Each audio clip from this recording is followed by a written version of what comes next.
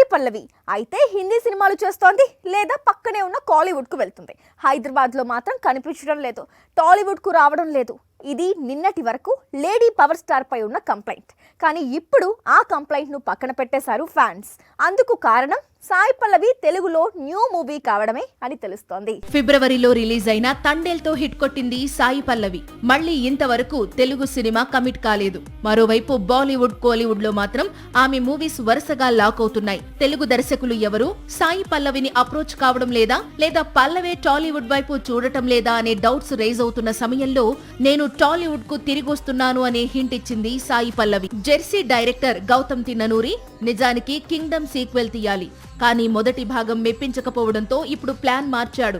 Kingdom sequel ను పక్కన పెట్టి సాయి పల్లవి ప్రధాన పాత్రలో విమెన్ సెంట్రిక్ మూవీని తీయాలనుకుంటున్నాడట. ఈ చిత్రాన్ని గీతా ఆర్ట్స్ బ్యానర్ పై భారీ ఎత్తున నిర్మించబోతున్నారట. క్యారెక్టర్ నచ్చితే ఏ ఇండస్ట్రీకైనా వెళ్లి నటిస్తుంది సాయి పల్లవి, లేదా ఇంట్లోనే కూర్చుంటుంది. 2022 తర్వాత 3 ఏళ్ల గ్యాప్ అలాగే వచ్చింది. ఆ ఏడాది విరాట పర్వం విడుదల తర్వాత మళ్లీ ఈ ఏడాది ప్రారంభంలో వచ్చిన తండేల్లో కనిపించింది సాయి పల్లవి. ఇప్పుడు మళ్లీ ఏడాది గ్యాప్ తర్వాత తెలుగు ప్రేక్షకుల ముందుకు వచ్చే అవకాశాలు కనిపిస్తున్నాయి. సాక్షి టీవీ ప్రసారాలను నిలిపివేయడం చట్టరీత్యా నేరం. సాక్షి టీవీ ప్రసారాల కోసం మీ స్థానిక కేబుల్ ఆపరేటర్ని వెంటనే సంప్రదించండి.